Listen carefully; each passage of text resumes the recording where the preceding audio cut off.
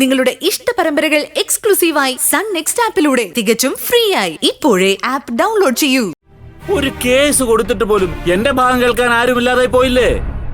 വ്യക്തമായ തെളിവോ സാക്ഷിയില്ലാതെ കേസ് കൊടുക്കാൻ പോയതാണ് അജയൻ ചെയ്ത ഒന്നാമത്തെ തെറ്റ്. പിന്നെ ഞാൻ എന്ത് വേണം അനുരുദ്ധം പറയുന്നേ? മാനസിക നിയമവിരുദ്ധമായിട്ട് ഗർഭധാരണത്തിന് വിധേയാക്കിയിട്ടുണ്ടെങ്കിൽ അത് നമുക്ക് വ്യക്തമാക്കണം. എന്നാലേ വനിതാ കമ്മീഷന് പരാതി കൊടുത്താൽ നിലനിൽക്കൂ. അതിനിപ്പോ ഞാൻ എവിടെ പോയി തെളിവുണ്ടാക്കാനാ? ഹോസ്പിറ്റലിലെ ഒരു സ്റ്റാഫ് പറഞ്ഞുള്ള അറിവല്ലേ നമുക്കുള്ളൂ.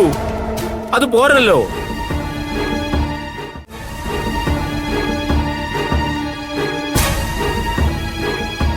അനുരത്തിനെന്താ ആലോചിക്കുന്നേ?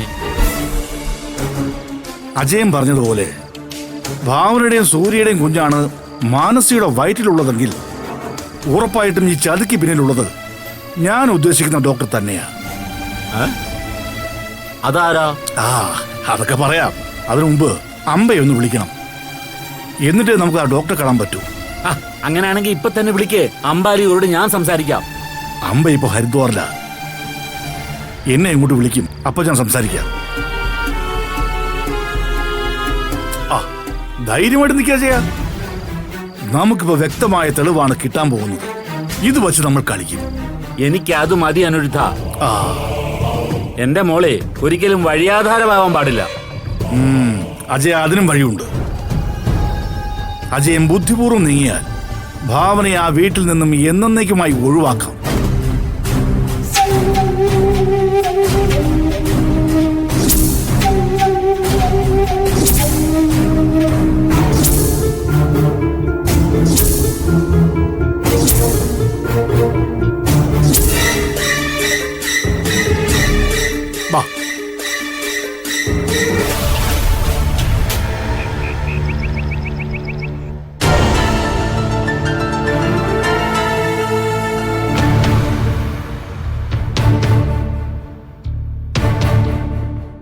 ഭാവന,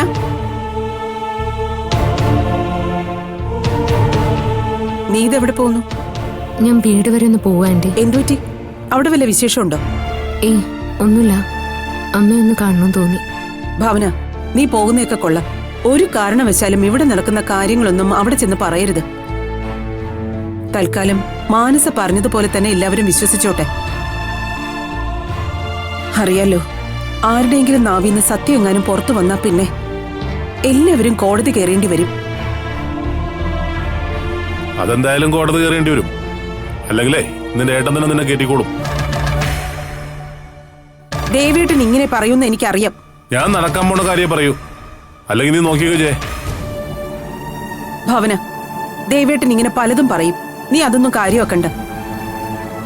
അറിയാലോ, ഭാമയും നിന്റെ വീട്ടിലുള്ളതാ. സത്യാവസ്ഥ അവളെങ്ങാനും അറിഞ്ഞാ പിന്നെ ആ നിമിഷം അമ്പാലികയോ അബിയോ അറിയും.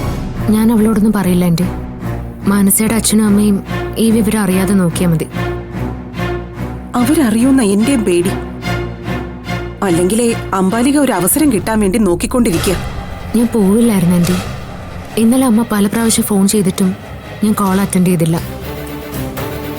ഇനി ആ പരിഭവം മാറണമെങ്കിൽ ഞാൻ നേരിട്ട് തന്നെ പോണം.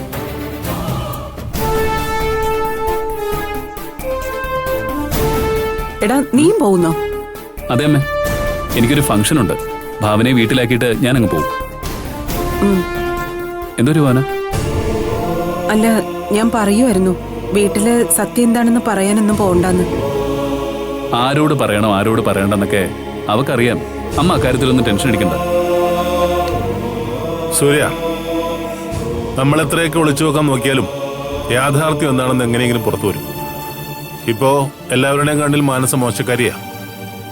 ഇനി മാനസ ഈ വീട്ടിൽ താമസിപ്പിക്കുന്നത് എന്തിനാണെന്നുള്ള ചോദ്യം പല ഭാഗത്തുനിന്നും ഉണ്ടാവും. അത് എങ്ങനെ നേരിടണമെന്ന് ആലോചിച്ചാൽ മതി. നമ്മളായാലും ഇങ്ങനൊരു അവസരത്തിൽ ചോദിക്കും. നിന്റെ അമ്മയുടെ പുന്നാരേട്ടൻ അമ്പാലികയോടും അനിരുദ്ധനോടൊപ്പം കൂടിയിട്ടുണ്ടെങ്കിൽ ഉറപ്പായിട്ടും അവര് നമ്മുടെ പിന്നാലെ ഉണ്ടാവും. അപ്പൊ പിന്നെ മാനസമോൾ എന്ത് ചെയ്യണോന്നാ ദേവേട്ടൻ പറയുന്നേ? അത് വേണം നമ്മൾ ആലോചിക്കാൻ. പ്രായപൂർത്തിയായ ഒരു പെൺകുട്ടിക്ക് സുരക്ഷിതത്വം എവിടെയാണെന്ന് തോന്നുന്നിടത്ത് നിൽക്കാനുള്ള സ്വാതന്ത്ര്യമുണ്ട്. പക്ഷെ അപ്പോഴൊരു ചോദ്യം ബാക്കിയുണ്ട്.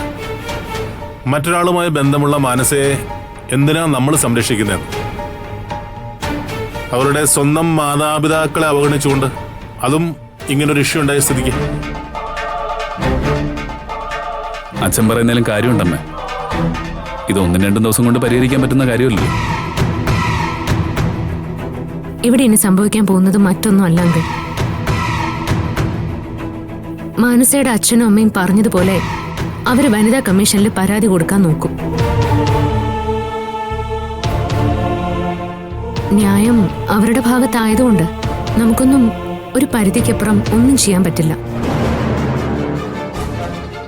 മാനസയുടെ വയറ്റിലുള്ളത് മറ്റൊരാളുടെ കുഞ്ഞാണെന്നും അതവളെ വിവാഹം കഴിക്കാൻ പോകുന്ന ആളുടെ ആണെന്നും പറഞ്ഞ സ്ഥിതിക്ക് വനിതാ കമ്മീഷന്റെ മുമ്പില് രഹസ്യമൊഴിയായിട്ടെങ്കിലും ആളിനെ പറയേണ്ടി വരും. ഇതൊരു പെൺകുട്ടിയുടെ ഭാവിയുടെ കാര്യം. രഹസ്യമായിട്ട് സൂക്ഷിക്കേണ്ട കാര്യം രഹസ്യമായിട്ട് തന്നെ സൂക്ഷിക്കാൻ കോടതിക്ക് അധികാരമുണ്ട്.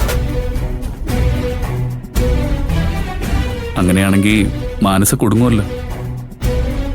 അവൾക്ക് ഉറപ്പായിട്ടും വ്യക്തമായൊരു ഉത്തരം കൊടുത്തേ മതിയാവും. അതിനിപ്പോ വനിതാ കമ്മീഷനിൽ അവർ പരാതിപ്പെട്ടിട്ടൊന്നുമില്ലല്ലോ. പരാതിപ്പെടുമ്പോ നോക്കിയ പോരെ. ഇപ്പോഴേ എന്താ പോകാൻ വഴിയെന്ന് കണ്ടെത്തിയാലല്ലേ സമയത്തിന് എന്തെങ്കിലും ചെയ്യാൻ പറ്റൂ. അതെ, കുടുംബത്തിന്റെ മാനം പോണ കേസ് അറിയോ അത്? പിന്നെ മാനസ നമ്മളോടൊപ്പം നിൽക്കുന്നുള്ള ഒറ്റ വിശ്വാസ നമുക്കെല്ലാവർക്കും ഉള്ളേ. പക്ഷെ അവിടെയും ചില ചോദ്യങ്ങൾക്ക് അവള് മറുപടി പറഞ്ഞേ പറ്റൂ. ഇതൊന്നും അമ്മയ്ക്ക് മനസ്സിലാവണമെന്നില്ല സാർ. കാര്യങ്ങൾ ഇത്രത്തോളം വഷളാവുമെന്ന് അമ്മ കരുതിയിട്ടുണ്ടാവില്ലേ? എന്റെ പൊന്നമ്മേ, ഇനിയെങ്കിലും ഒറ്റയ്ക്കൊരു തീരുമാനം എടുക്കുമ്പോ 4 വട്ടം ഒന്ന് ചിന്തിക്ക്. അല്ലെങ്കിൽ ആരോടെങ്കിലും ഒരു 2 പേരോട് അഭിപ്രായം ചോദിക്കും. അല്ലെങ്കിൽ ഇതുപോലെ ഉത്തരവില്ലാതെ നിൽക്കേണ്ടി വരും. ഇപ്പൊ ഞാൻ മാത്രമായി കുറ്റക്കാരി. എന്നെ കൊണ്ട് ഇതിനെ സമ്മതിപ്പിച്ചത് മാനസമോളല്ലേ? അവക്കിതിന്റെ സീരിയസ്നെസ് അറിയില്ലായിരുന്നല്ലോ ആന്റി. പക്ഷെ ആന്റി അങ്ങനെയാണോ? ആന്റി വേണ്ടേ അവളെ പറഞ്ഞ് മനസ്സിലാക്കാനും പിന്തിരിപ്പിക്കാനും? സോറി ആന്റി, എപ്പോഴും ഇങ്ങനെ ഒരേ കാര്യം പറഞ്ഞ് ആന്റി വിഷമിപ്പിക്കുന്നൊന്നും അല്ല. സാഹചര്യം ഇതായതുകൊണ്ട് പറഞ്ഞതാ. എന്തായാലും സംഭവിച്ചു പോയി.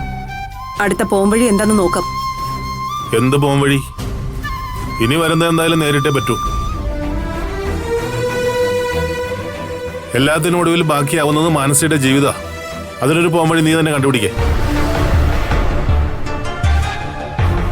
നീ പറഞ്ഞതുപോലെ നമ്മളുടെ കുടുംബത്തിന് വേണ്ടി അവൾ ഇത്രയും ത്യാഗം ചെയ്യാൻ തയ്യാറായ സ്ഥിതിക്ക് അവളെ സംരക്ഷിക്കേണ്ടതും സുരക്ഷിതമാക്കേണ്ടതും നിന്റെ കടമ തന്നെയാ. അങ്ങനെ ആന്റിയെ മാത്രം ഒറ്റപ്പെടുത്താൻ പറ്റില്ലെങ്കിലേ അക്കാര്യത്തിൽ നമ്മളെല്ലാവരും ഒരുമിച്ച് തന്നെ നിൽക്കണം. ഇല്ലെങ്കിൽ അവൾ ശരിക്കും ഒറ്റപ്പെട്ടു പോവും. എന്തായാലും ഈ കേസ് ഇവിടെ കൊണ്ടൊന്നും അവസാനിക്കാൻ പോകുന്നില്ല. അതുകൊണ്ട് തന്നെ എന്തും നേരിടാൻ നമ്മൾ എല്ലാവരും തയ്യാറായി നിൽക്കണം.